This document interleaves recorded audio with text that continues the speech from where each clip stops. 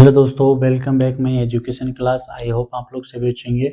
तो दोस्तों, आज हम blood pressure and blood pressure का हम रेगुलेशन जानने वाले हैं। तो दोस्तों, ये वीडियो आपके लिए बहुत इन्फॉर्मेटिव होने वाली है, तो इस वीडियो को शुरू से एंड तक जरूर देखना। तो अब हम जानेंगे ब्लड प्रेशर की डेफिनेशन। ब्लड प्रेशर की डेफिनेशन ये होती है कि ब्लड के द्वारा लगने वाला प्रेशर जो हमारी आर्टरीज की वॉल्स पे लगता है, यही ब्लड प्रेशर होता है। या फिर हम बोल सकते हैं इसको आर्टरीज के अंदर ब्लड के द्वारा लगने वाला प्रेशर, ये ब्लड प्रेशर हो सकता है। और डेफिनेशन क्या हो सकती है, जब हमारा हार्ट ब्लड को पंप करता है तो उस पंप किए गए ब्लड के द्वारा हमारी आर्टरीज के वॉल्स पे लगने वाला प्रेशर ही ब्लड प्रेशर होता है। तो मैंने ब्लड प्रेशर की डेफिनेशन क्या बताई आपको, डेफिनेशन लिखे हैं ब्लड प्रेशर की। ब्लड प्रेशर की डेफिनेशन क्या बताई मैंने,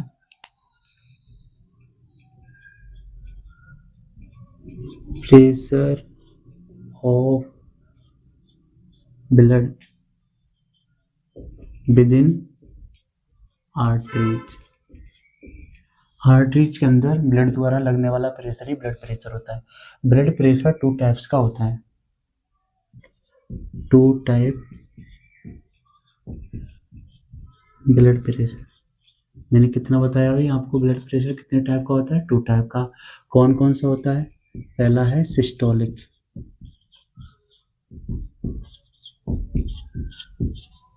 systolic blood pressure. Systolic blood pressure क्या होता है, कॉन्ट्रैक्शन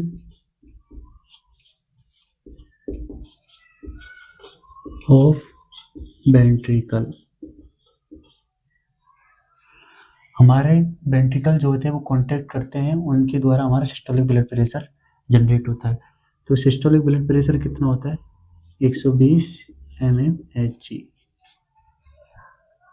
दूसरा कौन सा होता है, डायस्टोलिक प्रेशर,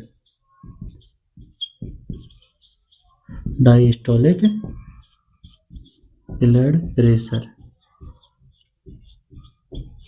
जब हमारा वेंट्रिकल्स है वो रिलैक्स होते हैं, उनके द्वारा जो लगने वाला प्रेशर है वो डायस्टोलिक प्रेशर होता है, relaxation of ventricle.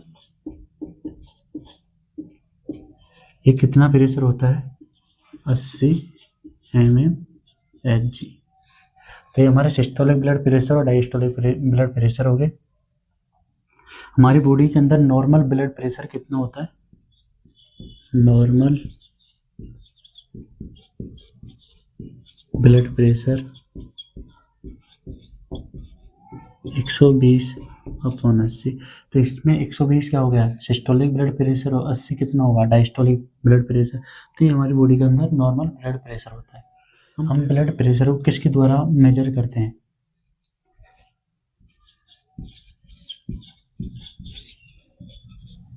Measure of blood pressure. Blood pressure को हम मेजर करते हैं स्पाइगोमेनोमीटर द्वारा, स्पाइगोमेनोमीटर।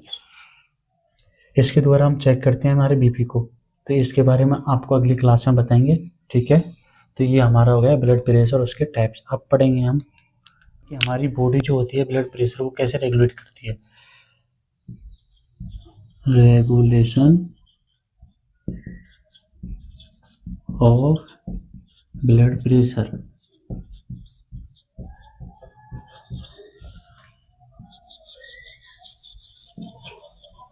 हम जानने वाले हैं कि हमारी बॉडी जो होती है ब्लड प्रेशर को कैसे रेगुलेट करती है। तो हमारी बॉडी जो होती है मेजरली 3 टाइप्स हमारे ब्लड को रेगुलेट करती है, ब्लड प्रेशर को रेगुलेट करती है। एक तो होता है शॉर्ट टर्म, एक होता है इंटरमीडिएट रेगुलेशन, एक होता है लॉन्ग टर्म रेगुलेशन। इसको हम बारीकी से जानने वाले हैं। पहला कौन सा बताया मैंने,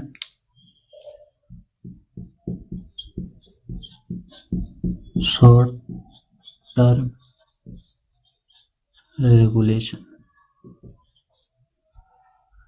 ये कैसा होता है, इमीडिएट होता है, इमीडिएट और फास्ट, लगभग सेकंड से मिनट्स में ही रिस्पॉन्स कर देता है। सेकंड्स एंड मिनट का टाइम लगता है, ठीक है। ये डिपेंड करता है बैरोरिसेप्टर्स पे। बैरोरिसेप्टर्स का काम क्या होता है? बैरोरिसेप्टर्स का काम है ये ब्लड प्रेशर को सेंस करते हैं या फिर उसको डिटेक्ट करते हैं। हमारी बॉडी के अंदर ब्लड प्रेशर कम हो गया या ज़्यादा हो रहा है तो उसको सेंस करके डिटेक्ट करके यहाँ से ये मैसेज किसको भेजेगा? हमारे ऑटो नर्वस सिस्टम को भेजेगा। वो वहाँ से वो रेगुलेट करेगा हमारे ब्लड प्रेशर को, और वो ऑटो नर्वस सिस्टम है वो वहाँ से रिस्पॉन्स करेगा हमारे एसी नोड को, जो वो क्या करेगा, एसी नोड जो होता है वो इम्पल्स को कम या ज़्यादा करेगा, उसके द्वारा ब्लड प्रेशर रेगुलेट किया जाता है। ठीक है, तो ये बता दिया ये क्या करता है, blood pressure of sense and detect करने का काम करता है। या तो ब्लड प्रेशर को सेंस या डिटेक्ट करने का काम करता है बैरोरिसेप्टर्स। दूसरा होता है इंटरमीडिएट रेगुलेशन। इंटरमीडिएट रेगुलेशन किसके द्वारा होता है? ये होता है कैपिलरी फ्लूइड के द्वारा। Capillary fluid shift. तो ये कैसे करेंगे? जब हमारी बॉडी में ब्लड प्रेशर ज़्यादा हो गया तो जो कैपिलरी फ्लूइड है वो कैपिलरी से बाहर चला जाएगा तो बीपी कम हो जाएगा। जब हमारी बॉडी के अंदर बीपी कम है तो जो बाहर की तरफ कैपिलरी फ्लूइड है वो वापस कैपिलरी के अंदर आ जाएगा और बीपी हमारा बढ़ जाएगा। तो ये ऐसे रेगुलेट करेगा। तीसरा कौन सा होता है? Long term regulation.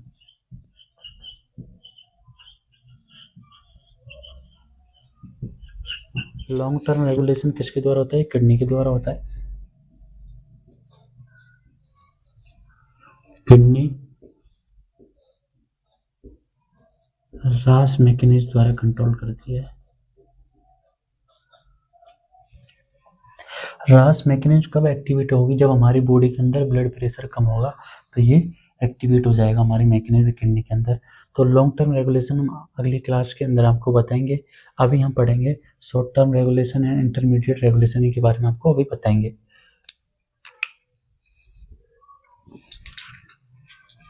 तब तक मैं इसको मिटा देता हूँ, आपको सब कुछ बताएंगे अभी। तो अब हम शॉर्ट टर्म रेगुलेशन की मैकेनिज्म जानने वाले हैं। तो दोस्तों मैं तब तक स्ट्रक्चर बनाऊँ तब तक आप मेरे चैनल को सब्सक्राइब कर दीजिए अगर नए हो।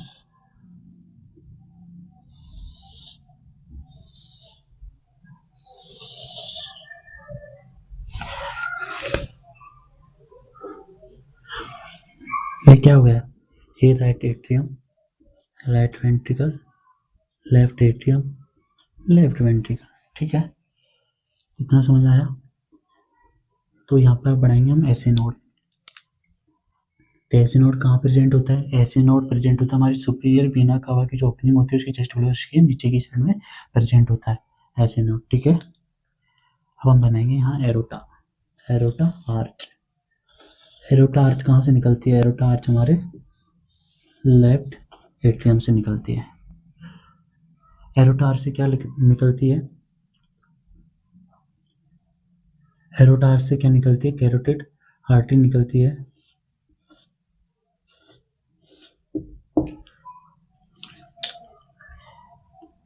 ये क्या होगी? Aortic arch. ठीक है, और ये क्या है? Carotid artery. Carotid arteries. Carotid arteries. ये क्या है? ये है कैरोटिड साइनस। Carotid sinus. इन कैरोटिड साइनस में क्या प्रेजेंट होते हैं? बैरोरिसेप्टर्स प्रेजेंट होते हैं। तो यहाँ क्या है?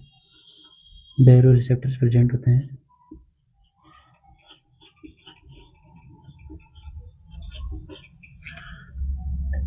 एरोटिक आर्च में भी होता है बैरोरिसेप्टर प्रेजेंट। तो मैंने आपको बताया था बैरोरिसेप्टर्स का काम क्या है। ये ब्लड प्रेशर को डिटेक्ट करते हैं हमारी बॉडी के अंदर ब्लड प्रेशर कम हो रहा है या ज़्यादा हो रहा है, उनको डिटेक्ट करके उनके मैसेज को हमारे ऑटोनर्वस सिस्टम तक पहुंचाते हैं। ठीक है, इतना बता दिया। अब हम बनाएंगे ऊपर मेडुला ऑब्लोंगेटा। ये हो गया मेडुला ऑब्लोंगेटा। मेडुला ऑब्लोंगेटा में कार्डियक सेंटर प्रेजेंट होते हैं। ये क्या है? Medulla oblongata. ठीक है, इसमें मैंने क्या बताया, कार्डियक सेंटर प्रेजेंट होते हैं। कौन कौन से होते हैं? कार्डियक इनहिबिटर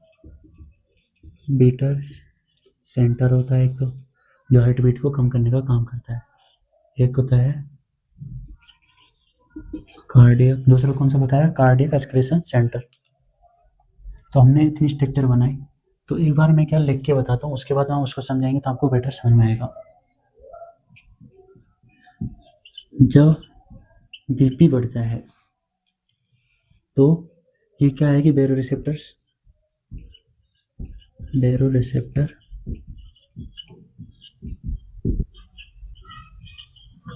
स्टिमुलेशन फास्ट भेजते हैं। मेडुला ऑब्लोंगेटा में कार्डियक सेंटर को ये फास्ट भेजते हैं स्टिमुलेशन को। तो ये जैसे बीपी बढ़ रहा है तो हमें इसको कम करना है बीपी को, तो ये बैरोरिसेप्टर स्टिमुलेट करके मैसेज को कहाँ ले जाएंगे? कार्डियक इनहिबिटर सेंटर पे ले जाएंगे। कहाँ ले जाएंगे? कार्डियक इनहिबिटर सेंटर से ले जाएंगे, तो ये एक्टिव हो जाएगा, जिसकी वजह से ये क्या है कि कार्डियक इनहिबिटर सेंटर है पैरासिम्पैथेटिक सिस्टम को एक्टिव करेगा। पैरासिम्पैथेटिक जो हमारा नर्वस सिस्टम है वो वेगस नर्व ऐसे नोड तक आएगी, उसकी वेगस नर्व, और वो ऐसे नोड को बोलेगी कि हार्ट बीट रेट को कम कर या फिर इम्पल्स को कम जनरेट कर, जिसकी वजह से हमारी हार्ट बीट रेट कम होगी, जिसकी वजह से हमारा ब्लड प्रेशर कम हो जाएगा। ठीक है, तो मैंने क्या बताया, जब हमारी बॉडी के अंदर बीपी बढ़ेगा तो बैरोरिसेप्टर स्टिमुलेट फास्ट भेजेंगे। किसको भेजेंगे? Cardiac inhibitor centre,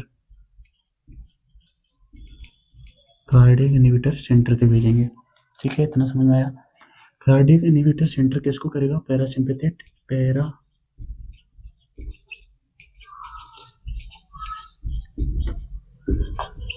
nervous system को एक्टिवेट करेगा।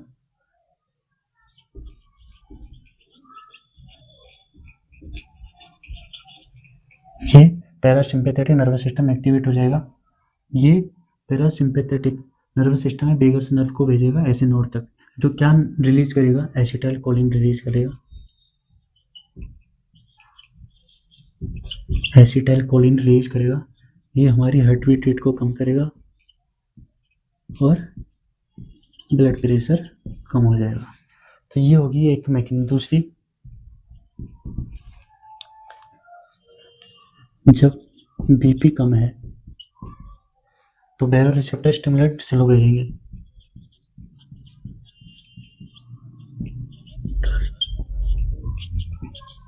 Stimulation slow. अब हमें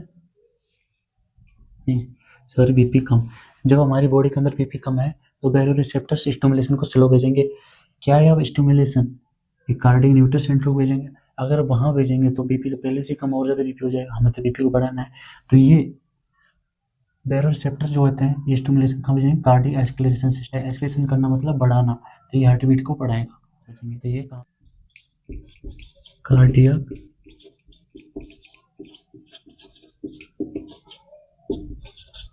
हीटर के पास स्टिमुलेशन भेजेंगे, जिसकी वजह से हमारा सिंपैथेटिक नर्वस सिस्टम एक्टिवेट हो जाएगा।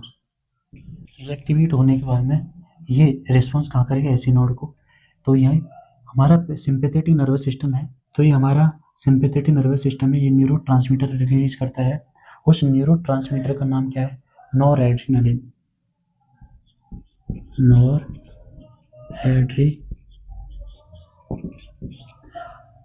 नॉरएड्रेनालिन रिलीज करेगा। ये क्या करेगा? हमारी हार्ट बीट रेट को बढ़ाएगा, जिसकी वजह से हमारा बीपी बढ़ेगा। तो ये दो प्रोसेस होती हैं, उस मैकेनिज्म आपको ये चीज़ें समझाने वाले हैं। जब हमारी बॉडी के अंदर ब्लड प्रेशर कम है तो यहाँ से ये मैसेज, बीपी कम है उस कंडीशन में मैसेज कहाँ लेके जाएंगे? ये जाएगा कार्डियक एक्सेलरेशन सेंटर, जो कहाँ प्रेजेंट होता है, medulla oblongata. Cardiac acceleration centre जो होता है किसको एक्टिव करेगा, हमारे सिंपैथेटिक नर्वस सिस्टम को एक्टिवेट करेगा। सिंपैथेटिक नर्वस सिस्टम रिस्पॉन्स करेगा ऐसे नोड को, किसको करेगा, ऐसे नोड को। तो ये हमारा जो सिंपैथेटिक नर्वस सिस्टम है ये एक न्यूरोट्रांसमीटर रिलीज करता है, उस न्यूरोट्रांसमीटर का नाम क्या है, नॉर एड्रेनलिन। नॉर एड्रेनलिन जो क्या काम कर रहा है, हार्ट बीट रेट को बढ़ाएगा, जिसकी वजह से हमारा बीपी बढ़ जाएगा। इतना समझ में आया, जिसकी वजह से क्या बढ़ जाएगा, बीपी बढ़ जाएगा। तो यही होगी एक कंडीशन। दूसरी कंडीशन, जैसे एक्सरसाइज कर ली, उसके बाद में वो आदमी आराम करने के लिए जाएगा तो वो लेटेगा, उस वक्त उसका बीपी कैसे लो होगा, तो जैसे वो लेटेगा तो उस वक्त ये जो बैरो रिसेप्टर जो होते हैं, जो carotid sinus and aortic arch पे प्रेजेंट होते हैं, ये हाई ब्लड प्रेशर को डिटेक्ट करेंगे, जिसकी वजह से ये बैरो रिसेप्टर्स मैसेज किसको भेजेंगे, कार्डियक इनहिबिटर सेंटर तक भेजेंगे, क्योंकि बीपी बढ़ा हुआ है तो उसको कम भी करना है। तो ये कार्डियक इनहिबिटर सेंटर जो होता है ये पैरासिम्पैथेटिक नर्वस सिस्टम को एक्टिवेट कर देगा, और वो पैरासिम्पैथेटिक नर्वस सिस्टम किसको रिस्पॉन्स करेगा, ऐसे नोड को। पैरासिम्पैथेटिक नर्वस सिस्टम है, उसकी एक वेगस नर्व ऐसे नोड तक आती है, उसका नाम क्या है, वेगस नर्व। वेगस नर्व हमारी 10th क्रेनियल नर्व होती है, 10th क्रेनियल नर्व होती है। मैंने आपको बताया पैरासिम्पैथेटिक नर्वस सिस्टम है, वो क्या रिलीज करेगा, एसिटाइल कोलिन रिलीज करेगा। वो काम, एसिटाइल कोलिन का काम क्या है, ये हार्ट बीट रेट को कम करेगा, जिसकी वजह से हमारा ब्लड प्रेशर कम हो जाएगा। तो इतना समझ में आया। तो मैं एक बार इसको और अच्छे से आपको समझा देता हूँ।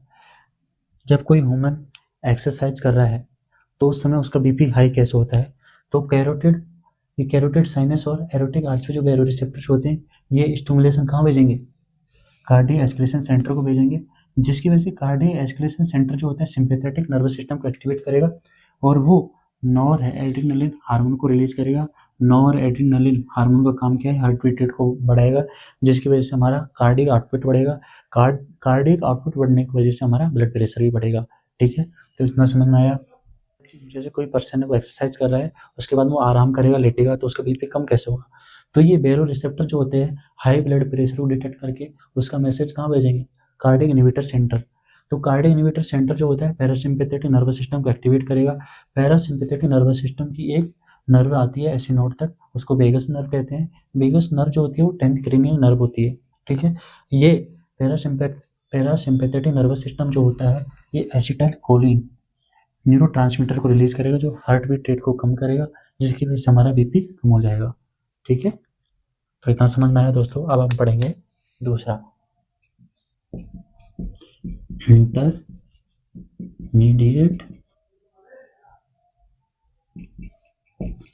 रेगुलेशन। इंटरमीडिएट रेगुलेशन कैसे होगा, मैंने बताया आपको,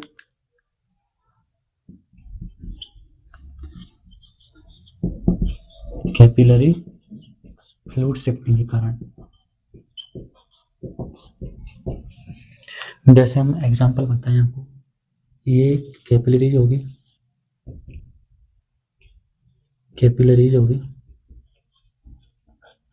इसके अंदर एक कैपिलरी फ्लूइड हो गया,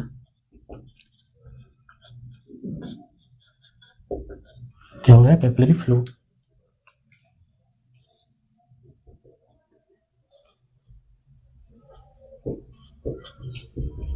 ये हो गया इंटरस्टिशियल स्पेस। तो इसमें हम पहली कंडीशन जानेंगे कि हमारी बॉडी में जब ब्लड प्रेशर हाई है तो ये कैपिलरी फ्लूइड शिफ्ट कैसे होगा, जिसकी वजह से हमारा ब्लड प्रेशर कम होगा। ब्लड प्रेशर कम कैसे होगा, तो ये जो ब्लड प्रेशर, जो कैपिलरी फ्लूइड है ये इंटरस्टिशियल स्पेस में चला जाएगा, जिसकी वजह से हमारा ब्लड का वॉल्यूम क्या हो जाएगा, कम हो जाएगा, जिसकी वजह से बीपी कम हो जाएगा। तो कैपिलरी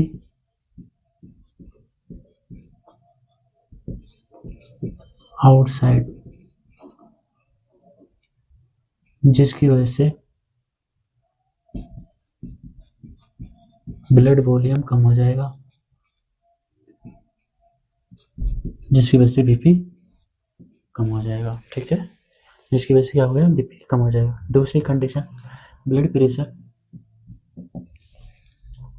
दूसरी कंडीशन ब्लड प्रेशर कैसे बढ़ेगा, जो इंटरस्टिशियल स्पेस में जो फ्लूइड है वो कैपिलरीज के अंदर आ जाएगा, जिसकी वजह से हमारा ब्लड वॉल्यूम बढ़ जाएगा और बीपी बढ़ जाएगा। इस वजह से फ्लूइड इनसाइड, जिसकी वजह से ब्लड वॉल्यूम बढ़ेगा और जिसकी वजह से बीपी बढ़ जाएगा। ठीक है, तो ये इंटरमीडिएट रेगुलेशन होता है। मैंने बताया ये किसके द्वारा होता है, कैपिलरी फ्लूइड शिफ्टिंग के कारण होता है।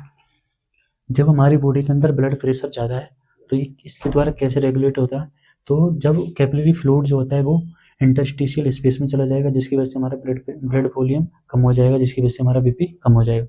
दूसरी कंडीशन, जब हमारी बॉडी के अंदर ब्लड प्रेशर कम है तो ब्लड प्रेशर कैसे बढ़ाया जाएगा, तो वो दूसरी कंडीशन ये है कि इसमें फ्लूइड जो होता है इंटरस्टिशियल स्पेस में जो फ्लूइड है वो कैपिलरीज में वापस आ जाएगा, जिसकी वजह से कैपिलरीज के अंदर ब्लड वॉल्यूम बढ़ जाएगा, जिसकी वजह से हमारा बीपी बढ़ जाएगा। तो दोस्तों ये होता है ब्लड प्रेशर रेगुलेशन दो टाइप से। और तो दोस्तों हमने इतना पढ़ लिया, अब हम पढ़ेंगे कि अदर क्या कंडीशन है जिनकी वजह से हमारा ब्लड प्रेशर बढ़ता है। तो हम वो कंडीशन जानने वाले हैं। ब्लड प्रेशर इंक्रीज कंडीशन,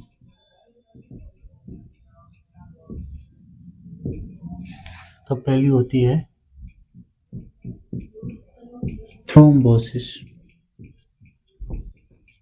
ये क्या कंडीशन होती है, जैसे ये हमारी आर्टरीज होगी, इसके ऊपर ये ब्लड क्लॉटिंग आके जम जाए,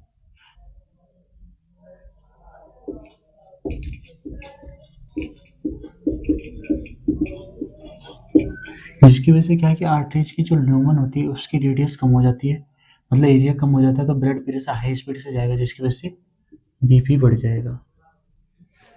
तो ब्लड क्लॉटिंग जो होती है वो प्लेटलेट्स एंड फाइब्रिनोजन प्रोटीन से मिलकर बनी होती है। प्लेटलेट्स प्लस फाइब्रिनोजन प्रोटीन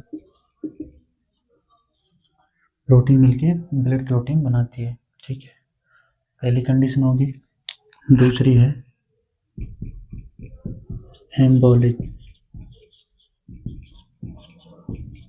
इसमें क्या है कि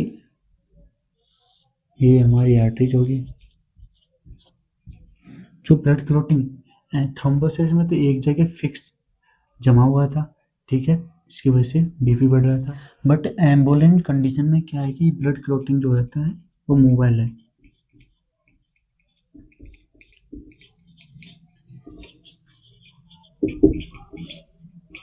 फिर डेंजर कंडीशन हो जाती है, डेंजर।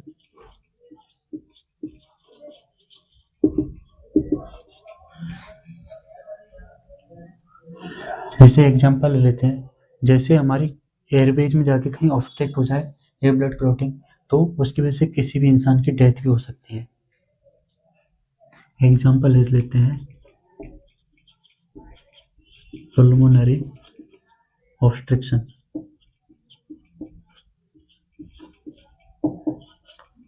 या पल्मोनरी एम्बोलिज्म।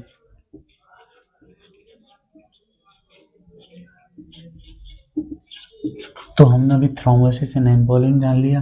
अब हम पढ़ेंगे तीसरी कंडीशन कौन सी होती है,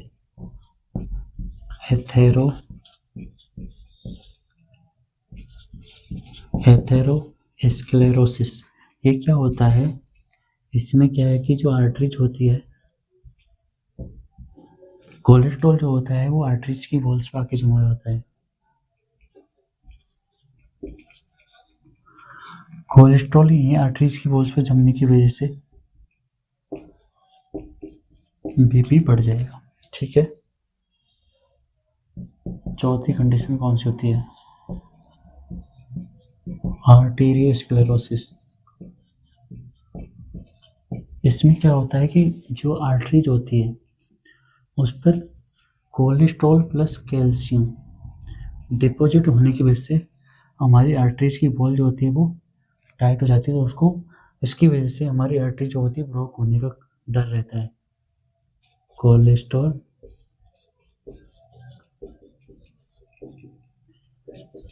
ये बीपी हाई। तो हमने आपको ये बीपी हाई कंडीशन और बता दी कि किन कंडीशन में और ब्लड प्रेशर बढ़ता है। तो आई होप आप लोगों को दोस्तों वीडियो पसंद आई होगी और चैनल को जरूर सब्सक्राइब करना।